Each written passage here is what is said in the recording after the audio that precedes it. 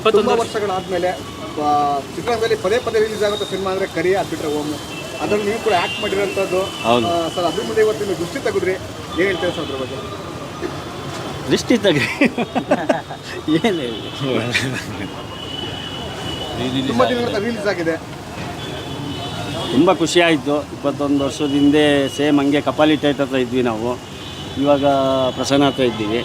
Same ಆ ಸತಿ ಕರಿಯ ಹೆಂಗೆ ನಾವು ಒಂದು 20 ವರ್ಷ ಹಿಂದೆ ಹೋಗ್ಬಿಟ್ಟು ಗ್ಯಾಪ್ನ ನನಗೆ ಬೆಳಗ್ಗೆಯಿಂದ ನನಗೆ ತಡ್ಕೊಳಕ್ಕಾಗ್ತಾಯಿಲ್ಲ, ಆನಂದ ಆಗ್ತಾಯಿದೆ. ಏನಪ್ಪ ಇದು ಅಂತ.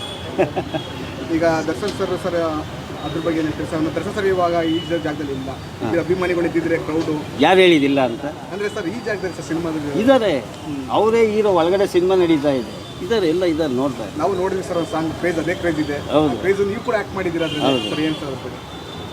ಏನು ಖುಷಿ ಆಯಿತು, ಸಂಸಾರ ಜೊತೆ ಆ್ಯಕ್ಟ್ ಮಾಡಿದ್ದೀನಿ ಅಂತ ಖುಷಿ. ಸರ್ ಅಭಿಮಾನಿಗಳಿಗೆ ಏನು ಹೇಳ್ತಾರೆ ಸರ್? ಅಭಿಮಾನಿಗಳ್ಗೇನೂ ಇಲ್ಲ, ನಮ್ಮ ಪ್ರೇಮ್ ಸಾರ್ ಅವ್ರದ್ದೊಂದು ಸಿನಿಮಾ ಸ್ಟಾರ್ಟು ನೆಕ್ಸ್ಟು, ಸೇಮ್ ನಮ್ಮ ಕರಿಯ ಬ್ಯಾಚೇ ಅಲ್ಲಿರುತ್ತೆ.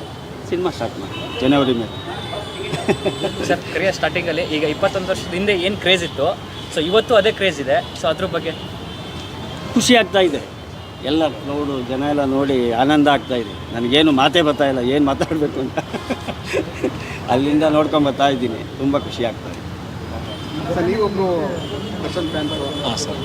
ಸರಿ, ಮತ್ತೆ ರಿಲೀಸ್ ಆಗ್ತಾನೆ ಇದೆ ಸರ್. ಒಂದು ಮತ್ತೆ ಉತ್ಸಾಹ ಆಗ್ತಿದೆ ಸರ್. ಇದು ಎಲ್ಲೋ ಕನ್ನಡ ಚಿತ್ರರಂಗದಲ್ಲಿ ಇತರ ಸಿನಿಮಾಗಳು ಮತ್ತೆ ಸಿಂಗಲ್ ಸ್ಕ್ರೀನಲ್ಲಿ ಏನು ಹೇಳ್ತೀರಾ ಸರ್? ಒಂದು ದೇವ್ರ ವಿಗ್ರಹ ಇಲ್ದೇ ಫೋಟೋ ಇಟ್ಕೊಂಡು ದೇವಸ್ಥಾನಕ್ಕೆ ಬರೋ ಫೀಲ್ ಆಗುತ್ತೆ, ಬಟ್ ತುಂಬ ಬೇಜಾರಾಗುತ್ತೆ.